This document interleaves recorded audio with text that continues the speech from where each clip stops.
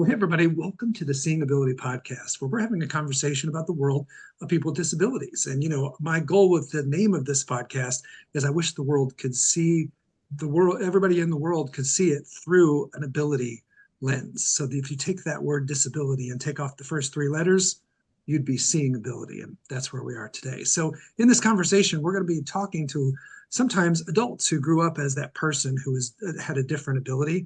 We're going to be talking to a lot of parents that are raising kids with special needs, and we're going to be talking to a lot of folks that are supporting this community. So it could be folks in education, maybe in healthcare, and maybe nonprofits. And it's really exciting today because we have one of our nonprofit spotlight episodes, but I think my guests actually represent all of those dynamics that I just laid out in terms of the different perspectives. So we're going to have a lot of fun. First of all, we know you have a lot of choices when it comes to your valuable time, so thanks for tuning in today. I'm going to start as we always do. First of all, I'll start introducing Melissa Smith, who is the Executive Artistic Director of Backlight Productions, which is our nonprofit guest today. Melissa, thanks first of all for being on the podcast, and I'll have you introduce who you brought with you. Great. Well, thank you so much, Jim. I am here accompanied by one of our board members and a parent of one of our students in our program, Scott Winter, as well as one of our amazing Backlight students and actors, Fernanda Aguilar. Fantastic. Well, welcome to all of you. We're going to start off with the Fast Four. Now, my Fast Four is brought to us by my friends at Reliable Tech Help. So for all your computer needs, give them a buzz at 502-797-7344. We want to get to know you and ask it. We'll do just a quick round robin. So I'll ask all three of you, what is your favorite food? We'll start with you, Fernanda. Chinese food. Chinese, I love it. Melissa? I'd have to say grandma's marinara sauce. Nice. Scott? Anything cooked outside. Love to grill and smoke. So yeah, that's I love it. Okay, Scott, we'll stay with you. What about music? If we looked at your playlist, what kind of music would we find? Probably a lot of singer-songwriter slash folk, but a few years ago I was introduced to this genre called yacht rock. And if you come to my house on Saturday, that's about mostly what we'll be listening to. Cooking out on the grill and listening to yacht rock. It's like a party. Exactly. Okay. That's great. Melissa, how about you? Music. I probably a mix of 70s folk. Okay. And Fernanda, how about you? Musicals, Disney Channel music, or boy bands. I love it. I love it. Okay. And then for you, Fernanda, what about a TV show or a movie or a book you've been enjoying lately? Gilmore Girls. Oh, gotta love some good one. Gilmore Girls. Melissa. I'm a big Charles Dickens nerd, and so usually I'm reading a lot of the classics and going through those. I love it. Scott. I am listening to right now the Harry Potter series. I read it a few years ago and decided to pick it up on Audible and listening to it. You never get enough Harry Potter. It's a good Okay, so Audible. we'll start with you. If we could put you in a limousine, whisk you off to somewhere around the world, where would it be, Scott? I have never been there, but have been hearing about the Maldives. I think, I don't know how you pronounce it, but I've seen several shows on it. It just looks like an amazing, spectacular place to go. Okay, there you go. You heard it, guys. Let's get Scott connected. Melissa. All things UK, so Ireland, Scotland, England, all that stuff. Oh, my wife would need to talk to you. We're subscribers to BritBox. She likes UK so much. Fernanda, how about you? Go to Paris and go to a nice fancy ball. Okay, Oh. a ball in Paris. Well, there you go. All right. Well, let's get into it. There's so many topics to talk about, but I wanted to talk a little bit since your organization is connecting people at all different levels about building the village and connecting to resources for parents and families traveling this path. Scott, I guess I'll start with you because you're not only a board member but also a parent. How important was building your village and tell us a little bit about your daughter and your story? Yeah, so my daughter is 27 now. She has autism, and we got connected with Backlight just as she was finishing high school. So she wasn't quite ready to go in. And I think that's one of the things that's super unique when we talk about creating a village with Backlight is it's geared specifically for adults. So many programs our kids age out of, and that's where we were with Anna. She had been involved in a lot of different things. Her transition program was coming to an end in school, and we weren't sure where to go next. And we stumbled on Backlight, and Backlight created an opportunity not only for her to stay busy, which I think is very, very, very important, and challenge her, but more importantly, to have friends and have those connections of people that she knows, that she can see, and that she can rely on. And so that community is really probably one of the most important aspects of it. We'll get into some of the other aspects, but yeah, that village is huge, especially for people who have aged out of almost every other program available. I love that. And then, the community for her, but what about also for you connecting to parents who are traveling a similar path? Yeah, we've definitely created friends. What's great is my involvement with Backlight started off. I was in a different job and had a lot of flexibility, and so I actually volunteered for practice the first year my daughter was in there. Some of it was to keep an eye on her, but some of it was just to help out because I could. And in the relationships that I created with both students and parents, I consider to be some of my greatest friends. And so I love seeing all of my Backlight friends out in public and know their name and they know me and big hugs. And so, yeah, it's definitely a community and a village for myself as well. So thank you for pointing that out. I love that. So, Fernanda, for you, how important is it for people who have differing abilities to connect with others? And I guess to the extent you like, tell us a little bit about your background. Entering this world of people with some sort of diagnosis or disability, and how important is the village and connecting to others where you build community? I'm sorry, can you repeat the question? It's a lot to take in all of it at one time. Yeah, I was just talking about how the community of Backlight really impacts you and what you love about being a part of it. Well, what I love most about being at Backlight is that I have community. I'm being seen, I'm being heard, I'm being challenged, and I get to be me, and I have a lot of friends who instantly, when you walk in the room, everybody's friends with each other, and everybody just loves each other. And putting on these plays, I feel pride and joy because I'm doing something I love, and I love at my own limit and pace, and I'm not being rushed. Mm. Yeah, I think that's such a beautiful sentiment of like you walk in the room and you're accepted and you're seen and you're heard and you feel like you belong. That's a rare and beautiful thing. Thank you. Melissa, you obviously have a front row seat, no pun intended, to all of this going on. So talk to me about some of the things you've seen and tell us a little bit. We didn't kind of fill in the background of like, give us the little quick elevator of what Backlight does, your involvement with it, and then how you've seen this magic of community and village permeate the culture. Sure. So, Backlight Productions is a theater arts program for individuals with intellectual and developmental disabilities. And what we're doing is we are creating opportunities for artists with all abilities to be represented on the stage, not just in background roles, but in the spotlight, in the front, doing the roles that they've dreamed of playing and that they very well can play, but they might not have the opportunity to do so in typical theater settings.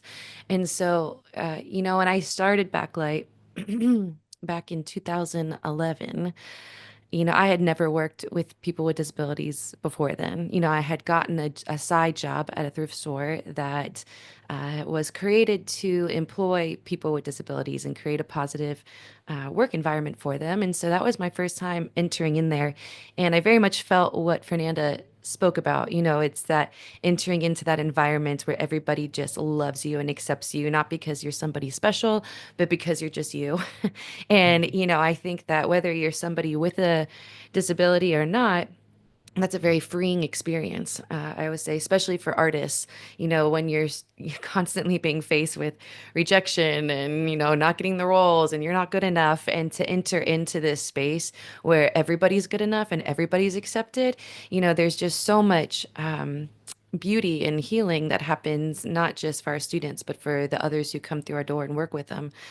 And so, when I started all of this, it was just kind of it was by accident, really. I just wanted to put on a play because a girl who I was working with was dreaming of going on Broadway, and she, though, didn't have an opportunity to even perform, and I wanted to give her that. And so what this has really become is like another family for me. A lot of these students have been with me since 2011, and it just keeps growing bigger and bigger. And they've been with me as I've had babies and, gotten like all these different milestones in my life. And Yeah. so, because you can't age out, you get these really deep, lasting relationships. And it's not just that you can't age up, but it's like we're meeting every week steadily, whether you're just in one class or multiple ones. Some of them, we're doing social events. We have like a backlight night out once a month where we all get together and eat pizza and sing karaoke. And so it's just this consistent community, which I don't think that most typical people have in their lives in this day and age. And so it's really just demonstrating, what does friendship look like and what does being in community look like, and you being able to be part of that for as long as you want to. And so I think what I've seen now in this season of our program is that that's just been amplified to like this tremendous level, especially by parents who are really passionate about that. They're Mhm. going to take charge and say, hey, we're all going to the movies, or we're all going to this activity in town. Does anybody else want to go? And then everybody starts, going on outings away from Backlight together and building those friendships apart from, our building and our space, and which is really sweet. And then one of my favorite parts is just the amount of birthdays we get invited to now. It's just Mhm. wonderful. I mean, we have 77 students in our program right now, and Yeah. some of these folks, didn't used to get invited to birthday parties, or maybe didn't have friends to invite to their birthday parties when they were younger. But now they have this beautiful community of friends that they can have those birthday parties they always dreamed of, and we all come, and it's fun, and it's very representative of the family that's created when you have that kind of consistent community in your life. Yeah, fantastic. Well, first of all, it's not, I do a lot of nonprofit spotlight episodes, but I don't always have the founder of my podcast. So I Mm. just want to say thank you. There's a lot of things in the world that are out there doing good stuff, and they all took a founder to plant that flag and do it. So, first of all, thank you for being that pioneer on behalf of all the people that have been touched by what you do. And just that sentiment you talked about that growing community, and then the communities within community, and how it just expands. What a great thing to create. I'm going to ask you a question I wasn't planning to ask, but I think a lot of our listeners are probably thinking the same thing. I don't live in your area. I want to do something like Backlight where I live. Have you had other people contact you and want to take what you're doing, bottle it, and bring it to their community? And if they did have that sentiment, what would be your advice to them? Absolutely. That's something that we're very much in conversation about with our board of directors right now, because I get asked that question quite frequently. And, there are programs in and around the United States that do arts with, for people with disabilities, but I don't know that anybody's doing it specifically the way that we are. And I can talk a little bit more about the kind of art that we're doing. And so our plan right now is that we are actually working on de creating that package, like you say, making it, a packet of what is the format, what are the classes, what's the curriculum, all those things. And then our vision, our dream is to actually start creating other backlight productions in other locations. I think the hard part is finding the individuals who are passionate enough to do it, because it's a lot of work, and it's not just I'm going to start a program where everybody's getting together and hanging out during the day. It's you have to have a heart for the community, but you also have to have all the skills for production, and the types of productions we're putting on. It's very intricate, and it can feel very overwhelming for some. And so just, I would encourage, if you are the kind of person who has the ambition to start something like that, you're like, I've got the time, I've got the know-how, I've, got the passion. Like, those are the people that we need to find to be kind of like our guinea pigs to try this out. Yeah. And You need some so pilot programs, some pilot. it does. It does. And we're definitely preparing so that when we do get that person in the right place with the right skills who wants to do it, that we can then come alongside them and help them kind of be that next step, because it absolutely needs to be more places than just here. I love it. Okay, so listeners, if you heard this and you're thinking, I know somebody just like that, you got to share this episode, and then we'll talk. I guess we'll talk about it later, but this is a great place to just mention it. What is your website if they want to follow up with you on this idea? It's backlightproductions.org. I like it when a website's easy. Okay, Hmm. I've got another topic I want to switch to, but first we're going to take a quick break. When you have a kid who is different, all your ducks need to be in a row, especially your money. Cam Howell with Primerica knows the joys and challenges as he and his wife raise their medically fragile son, Brooks. Cam brings over 13 years of experience to help his clients be protected, have a plan for the future, reduce debt, and connect to resources. Get your financial house in order so that you can enjoy every moment with your child. Reach out today at 502 803 5075. And now back to the show. All right. Well, I wanted to talk a little bit about the raising kids who have a different ability, raising especially young adults, and the idea of setting the bar. Expectations can be so hard for any parent of like, how do you let your kid develop? Not it's not your life, it's your kid's life, all that stuff. And you've got that helicopter parent, you've got that let them learn through trial parent, and that dynamic compounds when you're raising kids who every day just face extra challenges. And so, Scott, you're the parent on the team here. Tell us a little bit about your journey with your daughter, maybe the evolution of how you've seen that play a role in your family. Yeah. So I think first of all, I'll give you some first impressions is where I'll start. So two things come to mind when I think about this concept with backlight. And the very first one is, and my wife and I have this conversation whenever we're telling somebody about backlight, and they say, "Oh, I don't think my child could do that." And we tell them that Melissa has an uncanny knack of finding the right part for the right person, regardless of ability. And that to me is been just one of the best things ever to see not only my daughter but other students get up on that stage and do something they didn't think they could do, but it was because Melissa took the time to find the best part for them. I would say over the years, we're still trying to find that perfect niche for my daughter. We thought this was going to be something that she would just embrace wholeheartedly, and she gets a little stage fright, which is a little shocking to us. Melissa and Fernanda can attest that she's usually very friendly when you speak to her one on one, but regardless, Melissa has found those roles for her, whether it be something as an ensemble person or giving her even smaller moments to be up front. Those are things that we see with every single Backlight production. But what comes out of that more than anything else is confidence, and we've seen that in my daughter's life. One of the stories that we always go back to is within a year or two of Anna being in Backlight. She was at a Night to Shine prom, and she was with our my brother-in-law and sister-in-law, and she was singing karaoke. It's one of the things she loves to do is sing karaoke. And my sister-in-law, they had it on video, stepped in to help her with it, and she immediately was like, "No, I don't need help." And belted out, let it go from Frozen like we had never seen her do before. And she still does that. She grabs the mic every time we do karaoke and sings songs. And we know for a fact that confidence came from the time that she spent at Backlight. Quickly, the second thing that I think of whenever I think about this concept with Backlight is the production values. And we'll probably dig deeper into this a little bit later on. But the thing that always impressed me from the first time we joined Backlight is Melissa puts the play on. In other words, there might be some adjustments, but there's not a lot of tweaking of dialogue, and the bar for the sets is very, very high. The production values are huge, and so that brings great production value, as we said, but also brings challenges in and of itself. And the best part about that is again allowing the space.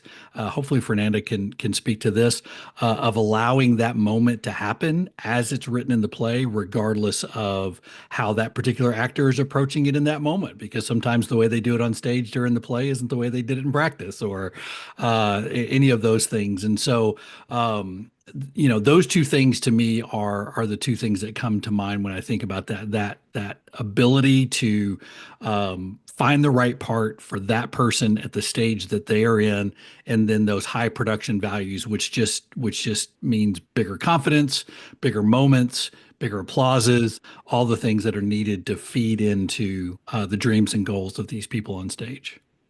Yeah, I love that. So, Fernanda, Scott mentioned this dynamic, and for you, the idea of your parents, like maybe wanting to protect you, keep you from harm, or the idea of letting you try things and letting you do things. How has that dynamic played out in kind of like that part of being involved in Backlight been a part of your journey?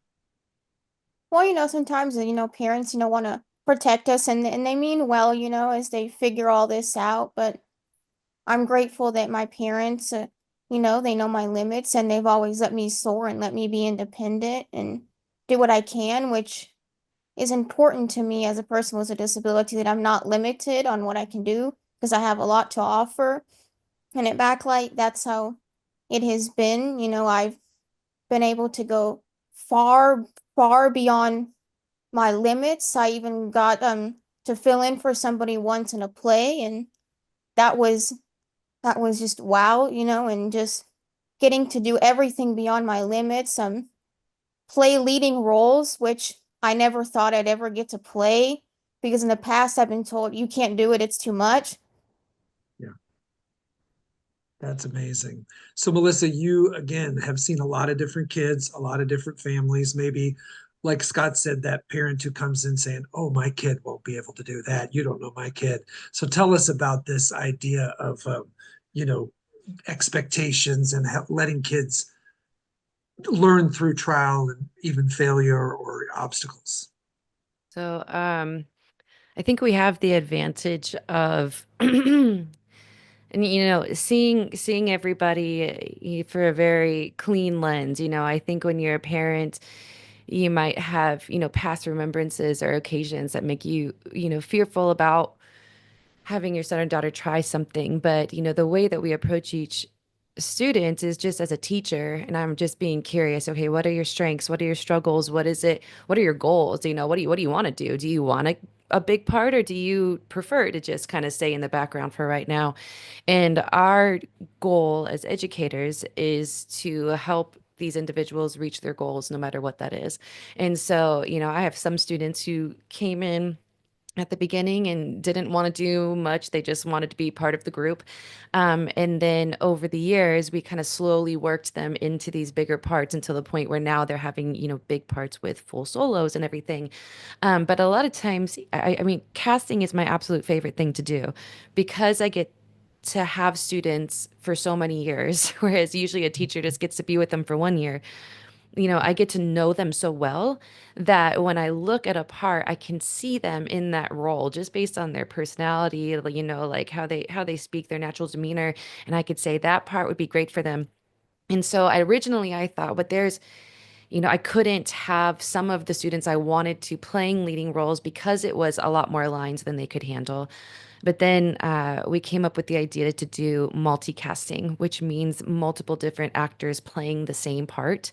Mm, And so, because licensing, you can't cut out lines if you're going to license a full Broadway musical, but I can have multiple people playing the same part. It doesn't say anything about that.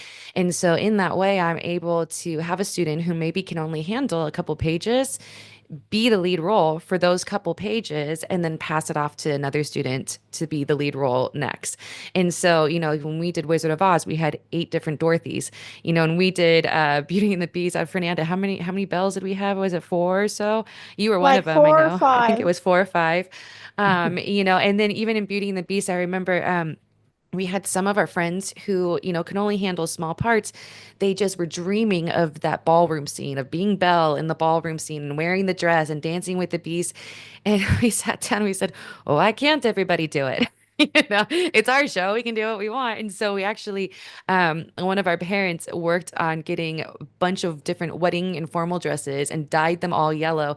And every single girl in the cast came out in a yellow ball gown and danced with a male in the cast. And we're all part of that scene. And so I think what's great about Backlight is we're not hindered by, like our expectations for our show are so different. Like we are putting on professional level theater that is shockingly good compared to what you would expect it to be. But our goal, our mission is not for a perfect performance in world standards. Our goal and our mission is for the success for our students. And yeah. so it's kind of like if they have a good experience, if they leave saying like feeling proud of themselves and saying I succeeded at that, then we achieved our mission. And so for us, it's if everybody wants to be Belle, everybody gets to be Belle. I've had times where a student was had extreme stage fright and didn't want to get out on the stage, but we knew that she knew her part and she would just like, it would have been heartbreaking if she didn't do it. And so we ended up turning on all of the audience house lights to help her feel comfortable to get out on that stage. And Yeah. it took maybe 5 or 6 minutes for it to happen. But when it did, the audience just erupted into this insane applause. And she felt so proud. And it was like, that's what it's all about for us. And so I think it's actually very fun for us when parents come in and we cast their son or daughter in a role and they think, oh, this is going to be a disaster. And then we get at the end to say, no, I think they can do it. I've seen what they can do. We're going to create a support system around them to ensure that they succeed. So we have people at all times with each student, backstage, on stage. There's always one of us who's hidden, with lines, kind of aiding in so that anytime they need help remembering what to do or where to go, they've got it. If they have to leave the stage, we're prepared to fill in and do what we need. I think it's just creating that environment of support to where anybody can succeed whatever their ability. And so I think once a parent sees that in action and fully understands what's happening, they don't quite know. But then once they do, I think, I mean, Scott, you could say, I think you all are much more confident now when we cast Anna in something. You're all like, well, I guess this is it. We're doing it. Sure. Yeah. Definitely got a little emotional there. You recounting some of those stories because those, every production is memorable, but those moments are the ones that stand out, even for me. And so it's an amazing way to give everybody their due moment that they deserve because they did put in the work. Regardless of what happens in the moments leading up to them getting on stage, they put in the work and they got there. And so I appreciate everything that whole group does to do what Melissa just said, and that is making the opportunity. And the best part is our audiences that completely support it and understand, because it wouldn't happen without them. I mean, if you were in a regular play, you'd get up and walk out. But we do give them a little speech at the very beginning that says, "This is what you might see. This is how we want you to react." And boy, do they embrace it. And we always want to make sure that we sell out our shows. There is a small financial aspect of that, small being the operative word. But our biggest reason we want to sell them out is we want every single seat there cheering every single person on, to Yeah. go along with what Melissa said. And that's what makes Backlight special. I love that. With all the things that are happening on stage, I'm sure you guys, whether intentionally or not, are really altering perceptions of what's possible for a person with a disability. So, Fernanda, I wanted to talk to you about, sometimes on the podcast, we'll talk a lot about what it's like interacting with the community, being a person who has a disability or a person who shows up differently. And sometimes it's breaking down those barriers of like perceptions and questions and just how you're perceived. So, what do you think? How has it been for you? And what do you see as like how Backlight has helped break down what people think is possible for people who have disabilities? Well, unfortunately, the community, they don't always see us for who we are and they put a boundary and a limit and think we can't. But I think Backlight has done a great job about showing that through the shows and through all the classes we have and by giving everybody a chance to have a part and people coming in and watching that, it's proving to them that, hey, look, we can, they can do this. And if you're around someone like that, don't limit them. Mm, I love that. Scott, how about for you, that change of perception? Yeah, I don't want to steal anything from Melissa, but we have kind of a saying around Backlight that says you really have to go to a show and experience it to know what it's like. Melissa hinted at it. I mean, let's just face it. You're coming at this with some probably low expectations. But as I said before, because of the work that was put in, because of the production values that are there, nobody walks out of a Backlight show disappointed. We did a show a few years ago. Was it Guys and Dolls? No, it wasn't Guys and Dolls. What was Singing it? in the rain. Singing in the Rain, yes. And we did it at a local theater here, and somebody saw it on the theater's website, but didn't know it was a Backlight production and drove from, I think, like Memphis or something, right, Melissa? Thinking that they were seeing the actual Singing in the Rain play. but came up to us afterwards and said they stayed because it was that good and they enjoyed Wow. it that much and it was just so special. And so I think that's how we're changing that public perception. Over the last few years, we've been able to get some really good inroads into local media and news stations, which is another outlet for our students because they're on TV at that point promoting a show. But that's another way that we've been able to change again that perception of how you come in and interact because you do come in and you do see at the end of the day a fantastic play. And I'll be honest, I'm guilty of this myself.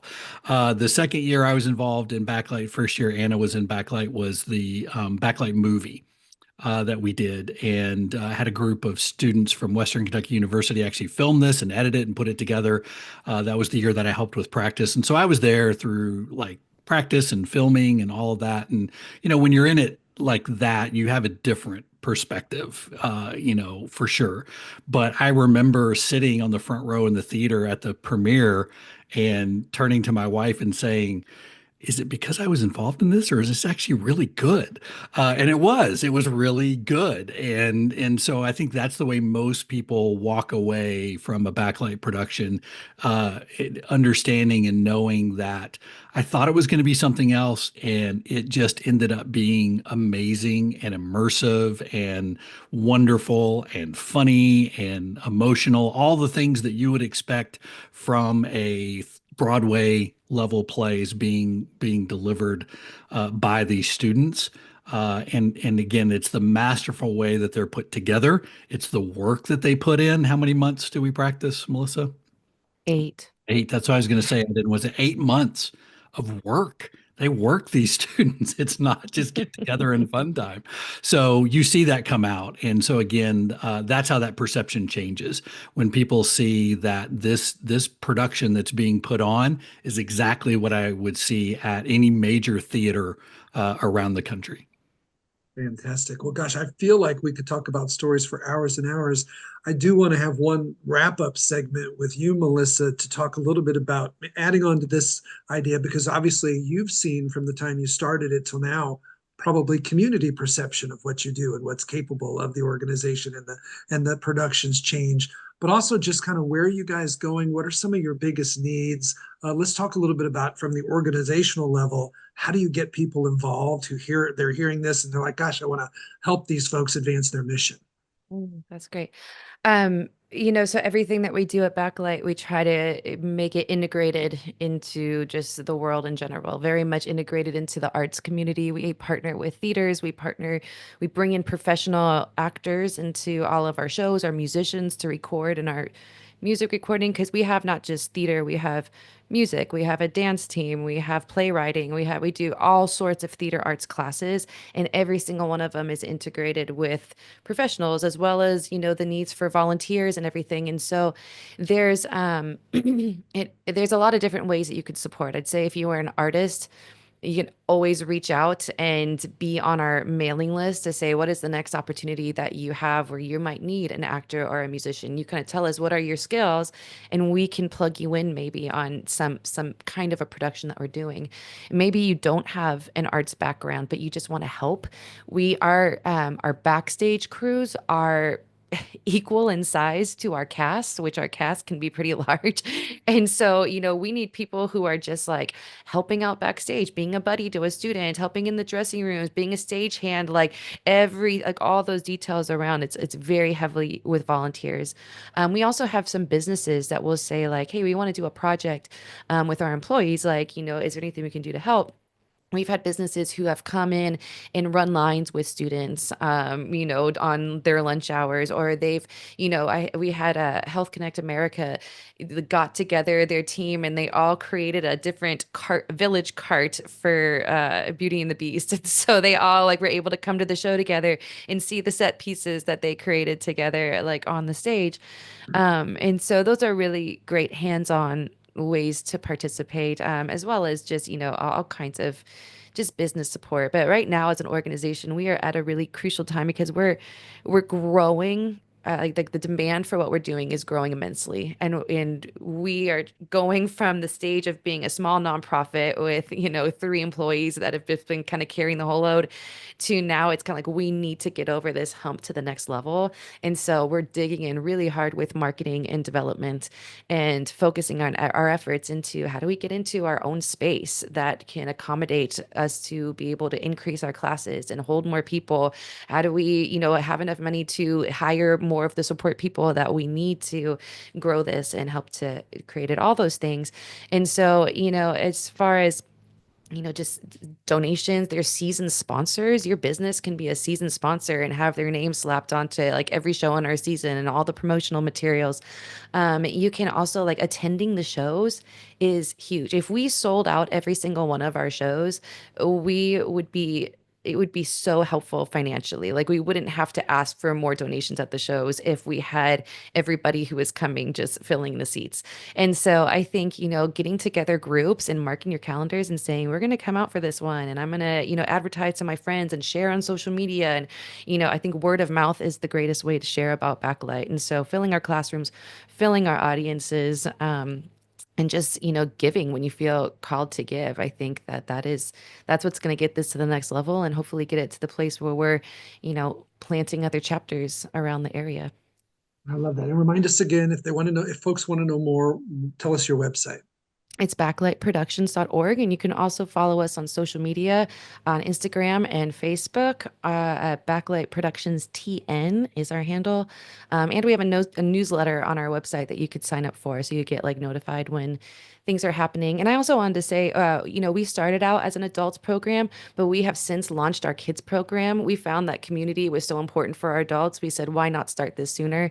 So this is our first year. We have our kids program will have their first debut alongside our advanced theater class, which is performing on March 1st and 2nd, A Midsummer Night's Dream with the Nashville Shakespeare Festival at Williamson County Performing Arts Center. And so, like I said, we partner with these professional organizations. Artists get to use their gifts to put somebody else in the spotlight, which is a really beautiful thing.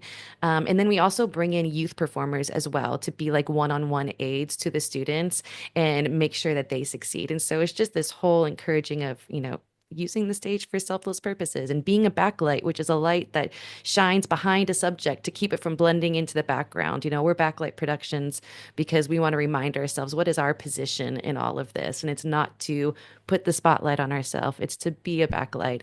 And so Midsummer coming up, we want to pack that up. So if you're in the Williamson County area and you can come to that show, you can get tickets on our website, and then save the date for our big spring musical. This is our biggest event of the year, on May 31st and June 1st at the Sole Deo Center in Nashville. We will be performing the SpongeBob musical, which, if you hate SpongeBob, the TV show, I promise you, you will love the SpongeBob musical. Like, it might be one of my favorite musicals of all time now. It's that endearing, and hearing our students on stage singing their hearts out, I am not a simple sponge, and all these amazing songs. It's different. It's different from us. And so definitely one that you don't want to miss. Tickets for that will go on sale probably in April. So if you sign up for the newsletter, follow on social media, you'll find out. Wow, that is a lot of great information. No wonder you're the head of this whole thing and the founder. You're pretty good at that. Fernanda, I wanted to ask you, we often have a lot of listeners who are parents of maybe younger kids, somewhere between maybe under the age of 12. And they're kind of wondering about that path for their kid, especially because they have a disability. If we could bring you in as a speaker and you would give advice to parents, like, how do you successfully help your kid thrive? What are one or two big things that you would give advice to parents of how they can help their kid? I would say just try. You never know until you try something. It might be scary, but I promise you try and give. And if your child says they can do something, don't doubt them, trust them, and give them the chance, even if it turns out wrong. But let them see that you allow them to try. Mm, fantastic. Thank you so much, all three of you, for being here today. I loved hearing about what you're doing. I know a lot of people are loving it too. And hopefully, like I said, a lot of you will go donate, get involved, pack the theaters for these upcoming performances. And if you're listening from around the country, I'm sure you're thinking, gosh, I wish we had something like that in our city. So thank you guys for being here. If you enjoyed this podcast, we're a bit of a best kept secret. And my goal is that any parent around the country that's in this path learns about this podcast and gets to meet great people like the folks we've had today. So I need your help. I need you to go to our Facebook page, like this episode, share it with people you know, and I'd love your ideas for future guests. Maybe it's a person who is traveling this path as somebody with some sort of disability. Maybe it's a parent. Maybe it's another great nonprofit like Backlight that we've had here today. So please send me your ideas and help us get the word out. Thank you guys so much, and we'll see everybody next time. Thank you.